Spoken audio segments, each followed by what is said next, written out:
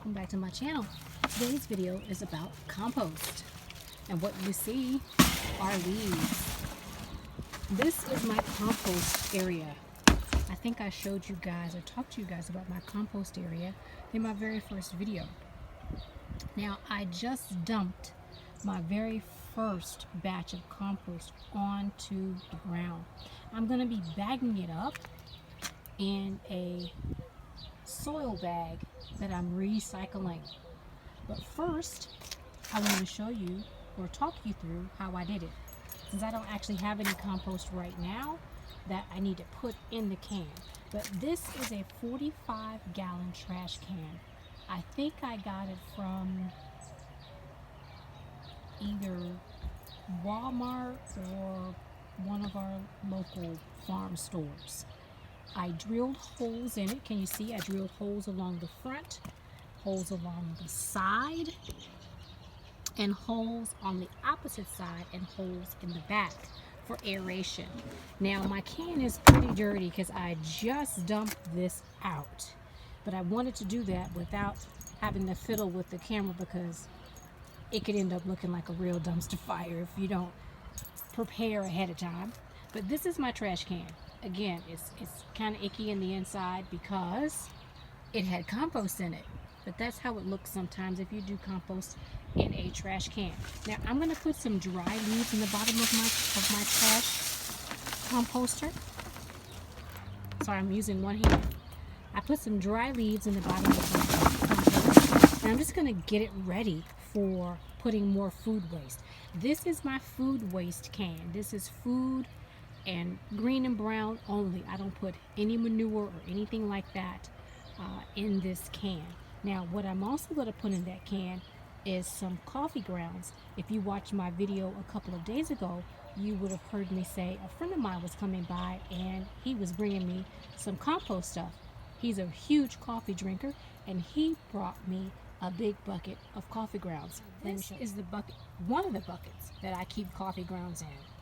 And my friend came over yesterday and brought me coffee grounds. So let me show you. I know you all probably know what coffee grounds look like.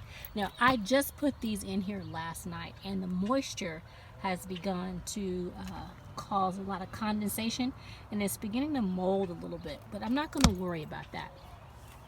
I'm going to shovel some of this into my trash can because your coffee grounds are your green material. You saw me put my brown material in there, and now I'm going to put some green material in there. You need an equal part brown and green. So let me show you how I do that. I have a tiny shovel right here. It's got a little bit of my old compost on it, but that's okay. And I'm doing this one-handed, so you're going to have to excuse me. This top does come off sometimes when it wants to cooperate, and today it doesn't, so I'm not going to fiddle with it. Let's see. I'm just going to shovel some coffee grounds in here. Just like that.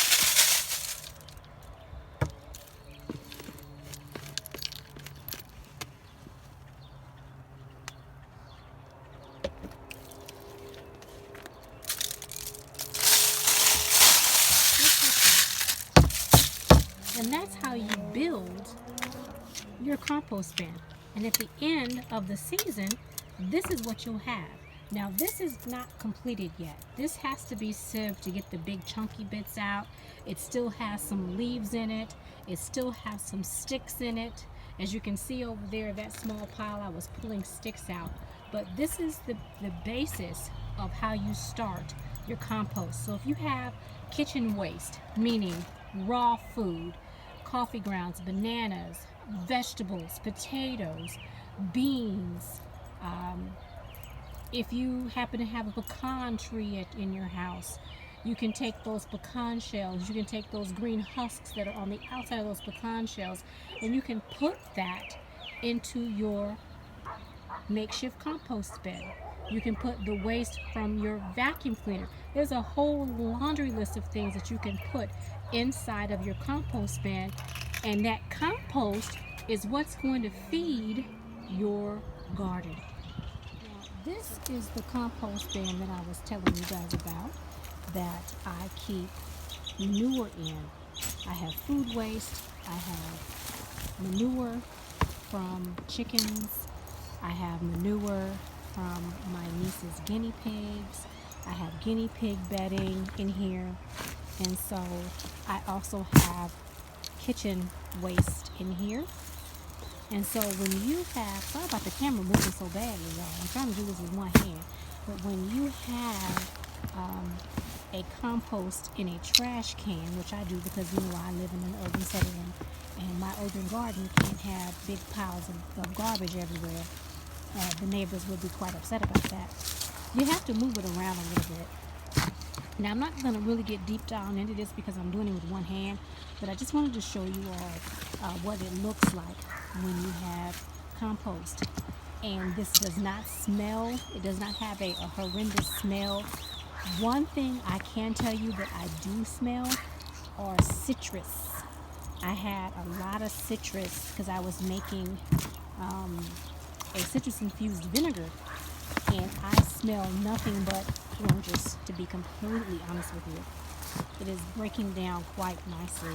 But this is what compost looks like, and you got to turn it every now and again. So I'm not going to make you guys sit here and watch me shake this camera around while I turn this compost. I've showed you the compost that I took out of this trash can, and I have it placed here on the ground. I'm just letting it dry a little bit before I put it in that soil bag that I was telling you about.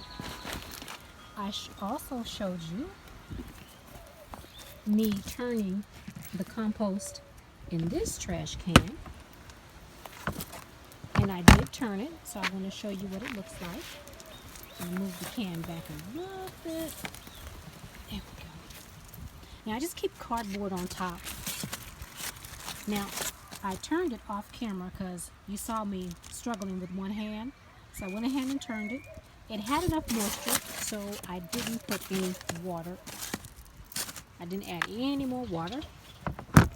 Now the bin I did not show you was this bin right here. This is my third trash can. I believe this is also a 45-gallon trash can, and this trash can contains my leaf mulch. Can you guys see that? This is my first attempt at making leaf mulch, and I keep a brown recyclable garden leaf bag on top, as well as weed barrier to keep the moisture in. I do have holes drilled along the side, the bottom down there, and on this side as well. I don't have as many holes in this trash can, and I may have to rethink that and add more holes, but let's take a look. I've already watered this one because I added more more leaves.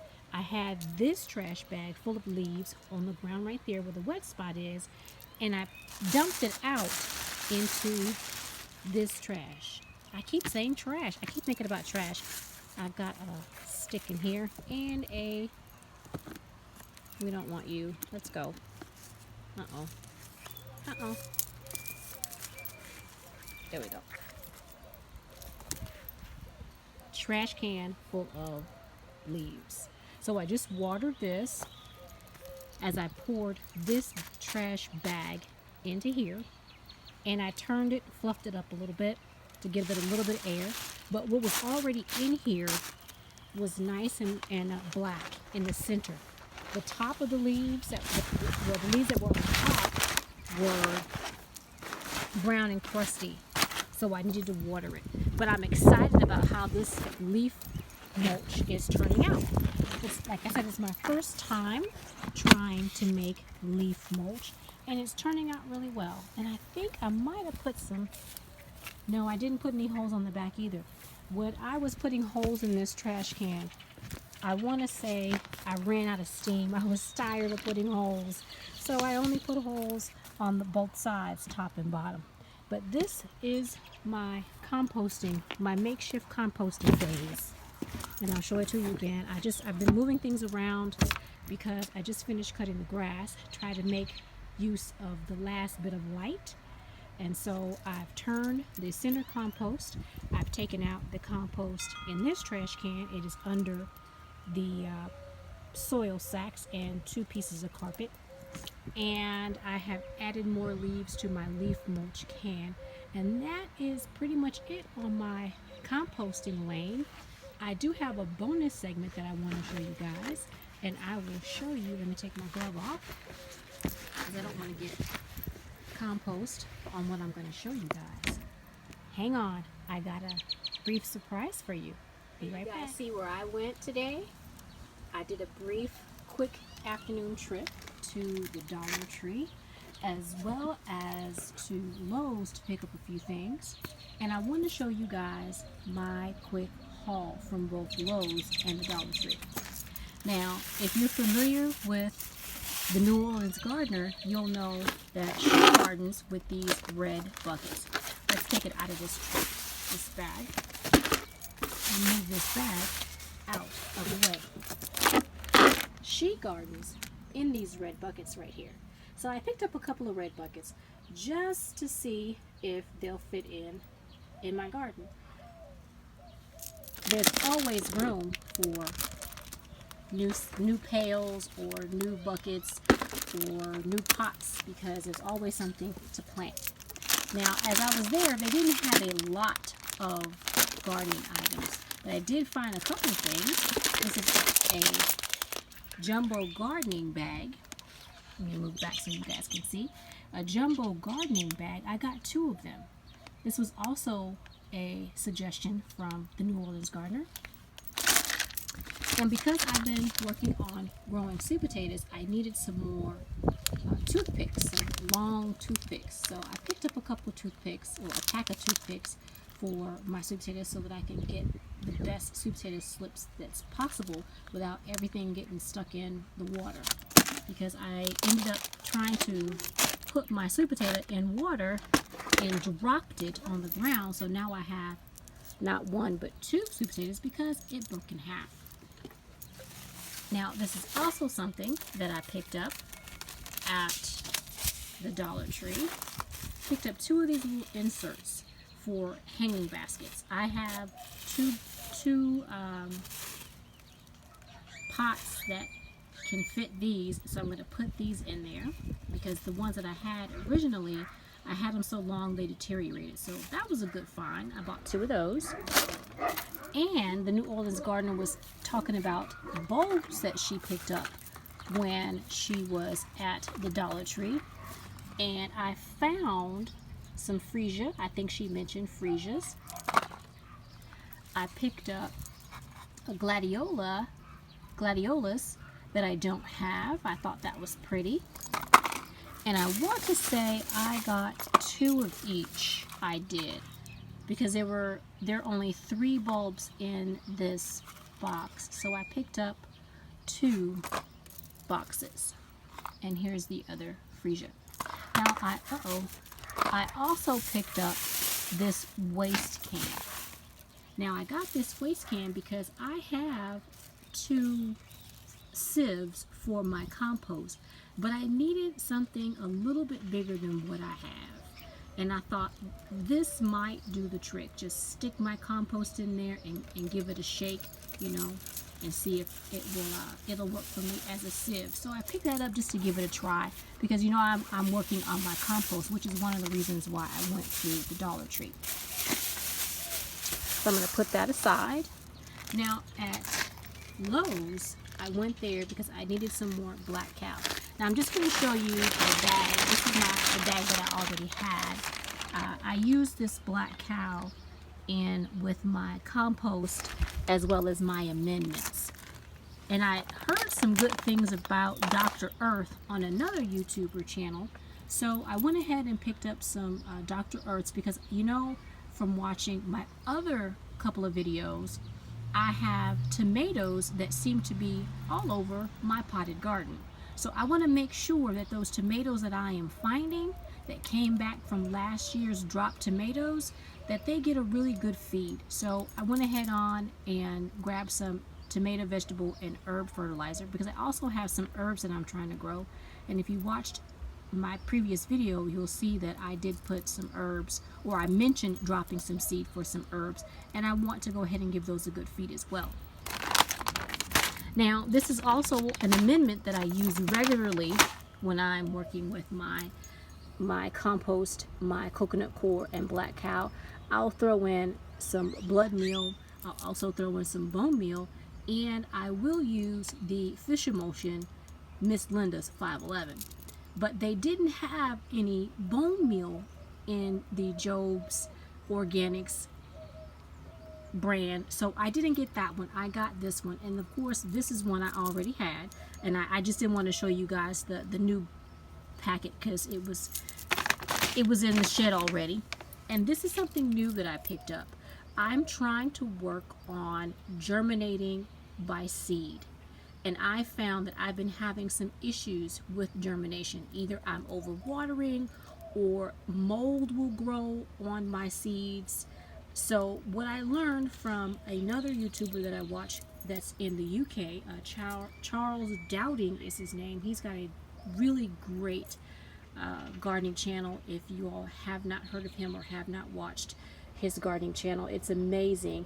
He is a market gardener, and he has a no-dig garden. So I'm going to do my best to tag his channel so that you guys can take a look and see all the good things he's doing over there in the UK. But it's amazing, and he uses horticultural vermiculite on the tops, the top soil. After he plants his seedlings, he puts vermiculite, a thin layer over the top, and it's supposed to help keep the moisture in the soil, as well as prevent the mold that sometimes grow on the top of the soil. So I'm going to give this a try, because it's my goal to be able to not only save seed from things I'm growing, like this baby bok choy here. I've allowed it to go to seed. I've picked several of them, but I've allowed these to go to seed because I want to harvest my own seed, and I want to learn how to grow from seed. I have not been successful doing that.